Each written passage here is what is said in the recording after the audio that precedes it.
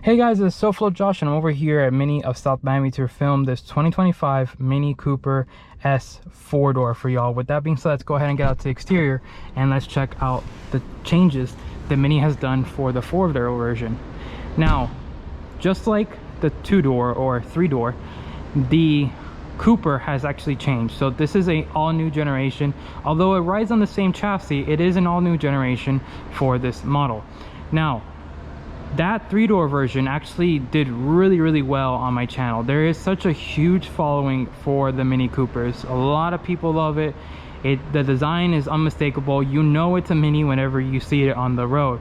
And you know, good thing is that for this generation, they've carried on those characteristics from the last generation and the generations before that for this generation. So let's go ahead and talk about some of the design. Now, this 4-door right here is finished in the beautiful British racing green, which is a hallmark for Mini. You know, they are a British car company and they've always done British racing, and they've always been in so many different races, rallies, and so on and so forth. So of course we're gonna have that beautiful British racing green. Let's talk about the front end design. Now, over here in the front, we do get some gloss black designs to it. We have this area right here that's actually painted compared to that of the prior generation. This was not painted, it was actually kind of blacked out, but it actually looks nice. I like the division of different colors. You know, we have the gloss black, but we also have this painted finish to it, the, you know, British racing green. Over here in the center, we do have the 360 degrees camera. We have your safety sense right there, and then we have that S logo right there that denotes that this is the internal combustion one. If you were to get the highlighter green one, it's gonna go ahead and pop up as a full electric. We still have not received the full electric over here. There's some issues with that because that vehicle is built in China, so we have tariffs in the United States. So that's why sometimes you'll see it in Europe and not here. Since this is the iconic trim, we're gonna go ahead and have all that same gold accent finish to the surround of the front grille. We also have it in the badge, and then we have it around the vehicle as well. Over here we have full LED headlights with their turn indicator around here, and then we do have cornering lamps as well, which looks really nice. Whenever you do unlock the vehicle, I'll show you really quick so you guys can go ahead and see, but when you unlock the vehicle, it's actually going to do a whole entire animation on the lights, which is really nice. I like the way that they do that. Like I said, full on LED white lighting, and then that amber will change into amber, gloss black, and the finish in the bottom, and then we have some body cladding as well on the bottom. Now that wraps around the top of this beautiful 17-inch rims over here. Now this is a two-tone design to it. It has aluminum with also that gloss black finish. We have some indentations within the spokes themselves, which looks really nice, and especially it kind of makes this vehicle look in motion while it's standing still. And as you can see, this is the 4-door version or 5-door version, depending on what you call it, but it's actually a little bit longer. It looks a little bit longer, and it actually feels a little bit longer in the cabin. We'll talk more about that when we get into the interior. Side sills, we also have it in that same black plastic cladding, and it wraps around and goes into the rear. Really interesting thing is, for this generation compared to the last generation, if you were to get the Sport, the S trim, this would actually be completely chromed out. Now we have it completely gloss black, which is nice because now the A-pillar and this actually match perfectly, and it gives it a more sporty accent design to it.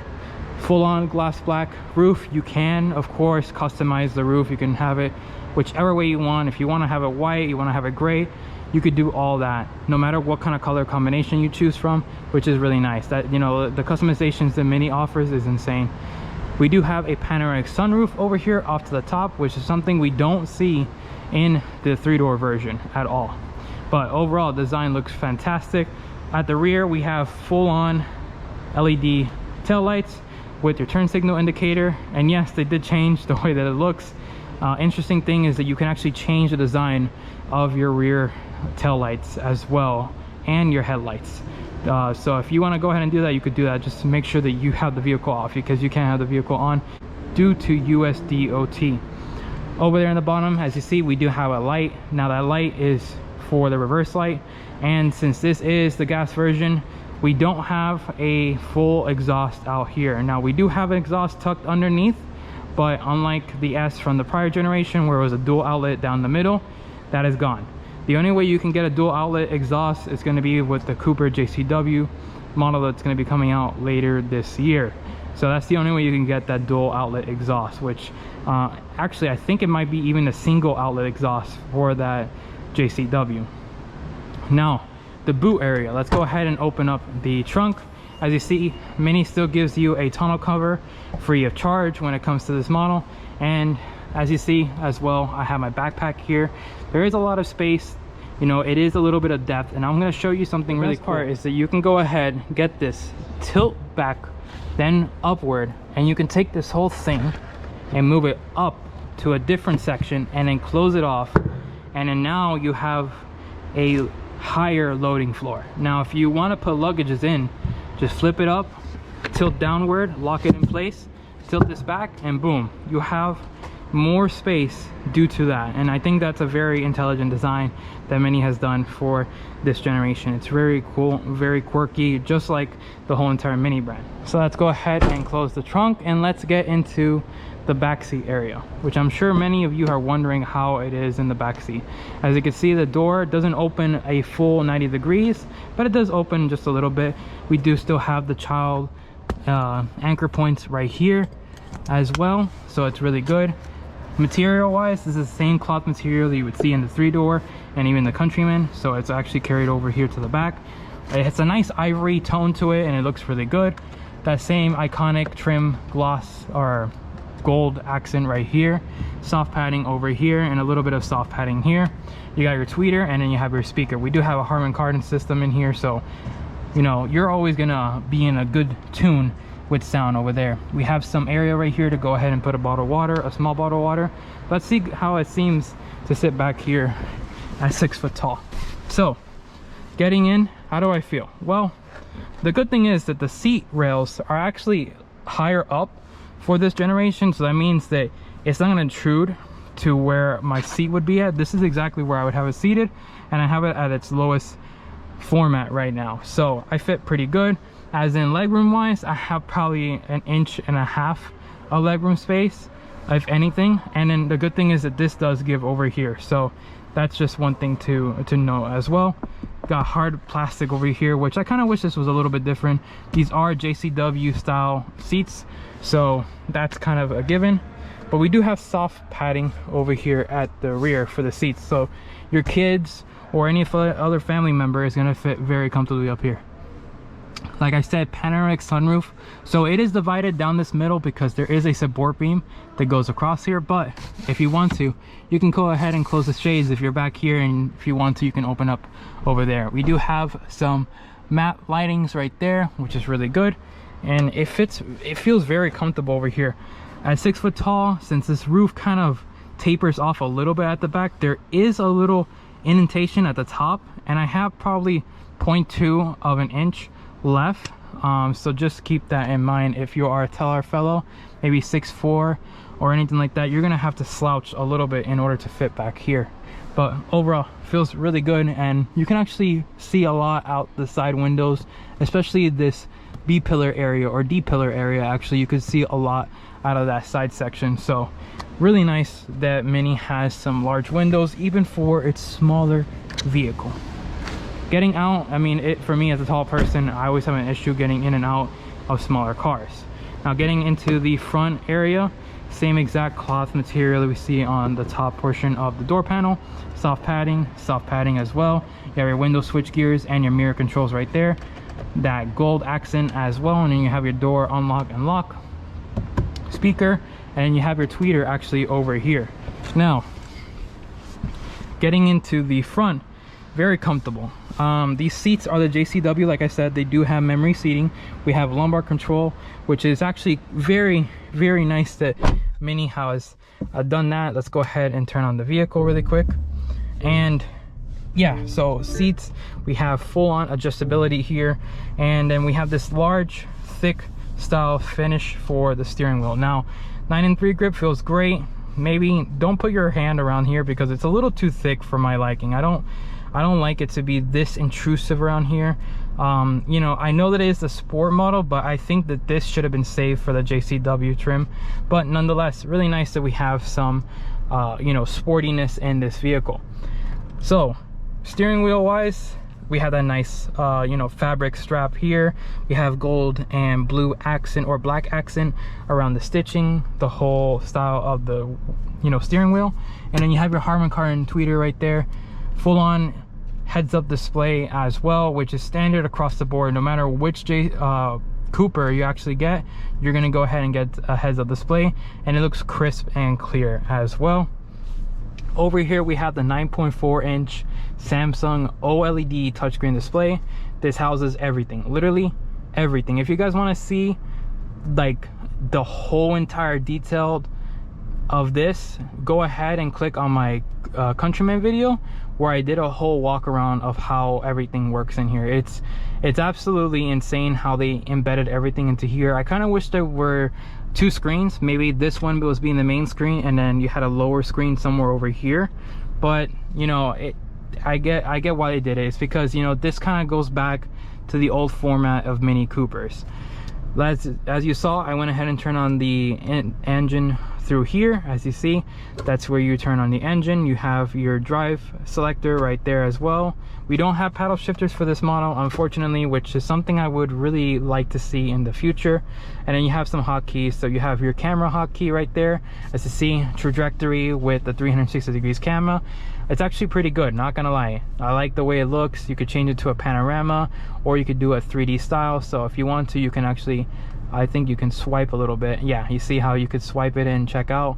And then I believe we have a car wash part. So that means that when you click that button, it's gonna put you right into the idea of the tracks of when you're gonna put it into the car wash. So really nice that Mini does that. You have your experience modes, which these are basically your drive modes. So you have core, go-kart, we got green, personal, vivid, timeless, and balanced. So we're gonna go ahead and keep it in core mode right now. We do have your vents, same fabric style finish to the top. But I like the interior. You know, you have a houndstooth design to the, you know, later part of the cloth, you know, dash, but it looks good. Two cup holders as well, more storage areas where you could put your keys, your phones, or anything else. Speaking about phones, you do have wireless charging right here. Since this is the Samsung OLED screen as well, we do have wireless Apple CarPlay and Android Auto, which is really nice.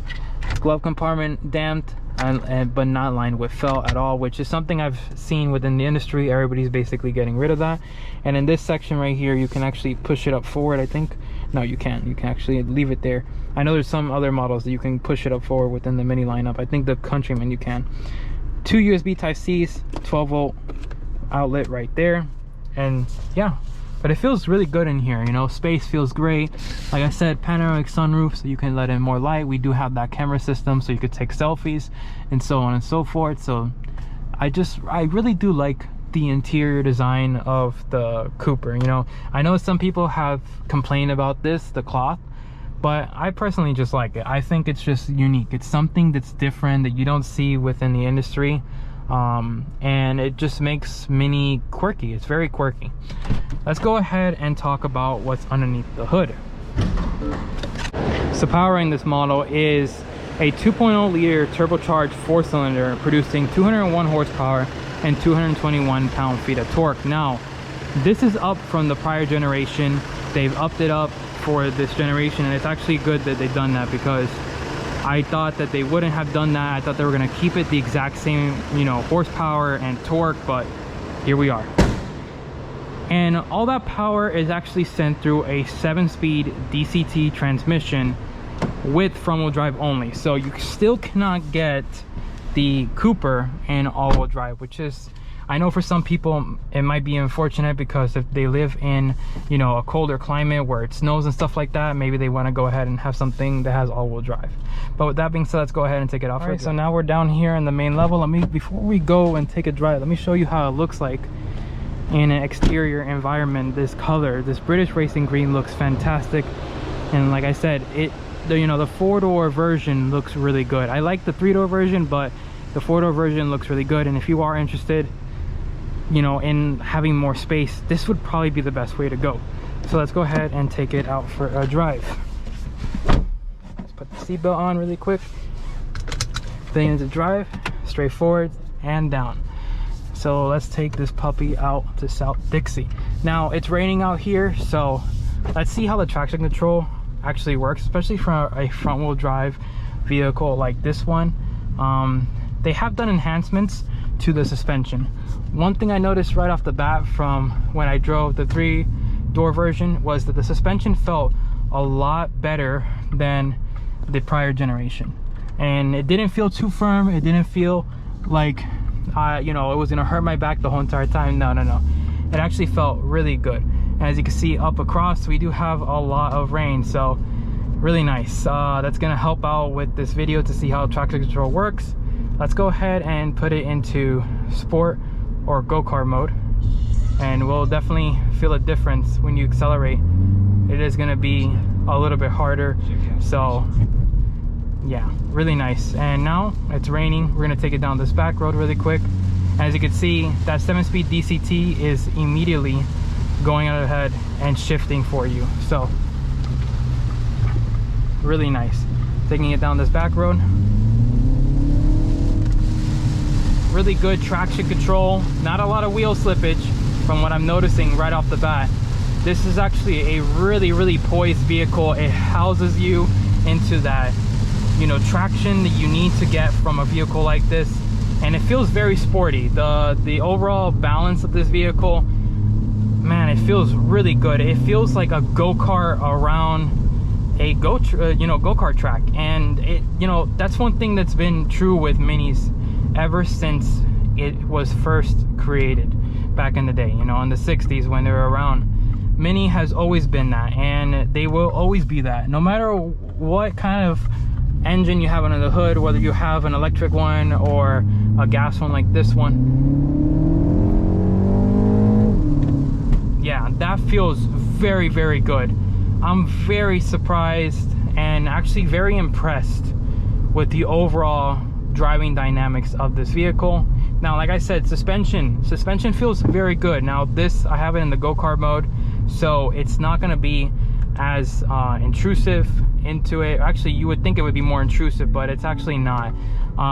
This doesn't have the adaptive suspension that you can get on the JCW trim, but nonetheless, this is going to be a great suspension for your everyday driving. Now I put it back into normal mode because I wanted to give you guys one more drive over there and show you how it feels, and also hear the sights and sound of it too. So I'm gonna shut up for this duration of the video. Range low. Check out stations.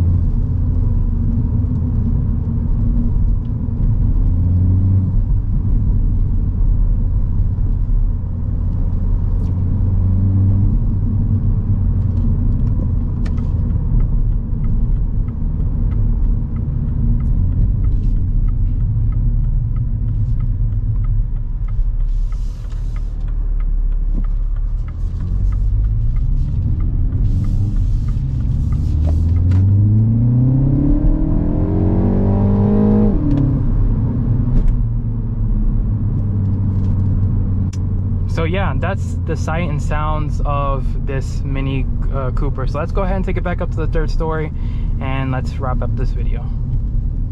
So now we're back up here in the third story. Let's go ahead and shut off the vehicle and give you my final impressions of the Cooper S 4-door. Now, like I stated, if you're looking for a vehicle that has more room but you don't want to get the 3-door version, this is actually the way to go. I think that this Cooper generation that we have right now is probably its best version, and more than likely it's going to be its last version where we have an internal combustion engine. A lot of things are going full electric. I know that BMW promised that they won't be going to electric until for a certain amount of time, but I think Mini is actually a little bit different. Mini, they might want to go ahead and start coming out with more electric models. I mean, we already have the Countryman SC that's being sold over here. There's the Aceman that should be here around 2025 2026 time frame, and then we already have an electric version of the Cooper over there in Europe and Japan and China as well. So with that being said, the styling looks fantastic. Suspension wise, it's not anything to write off on. It's actually pretty good. It doesn't feel too firm. It's not going to hurt your back. These seats are actually a lot more comfortable than what they look like on the video. They feel very nice and plush across the top and the bottom section, and those thigh side sections, as well as the leg area, is just really good. And then of course the cargo, you know, space area. I think the amount of space that you get in here is actually pretty good for a small subcompact hatchback, and you know, it adds that level of practicality that you would look for in such a vehicle. But with that being said, guys and girls, thank you so much for watching this video. Make sure to like, comment, and subscribe, and I'll see you guys in the next video. Peace.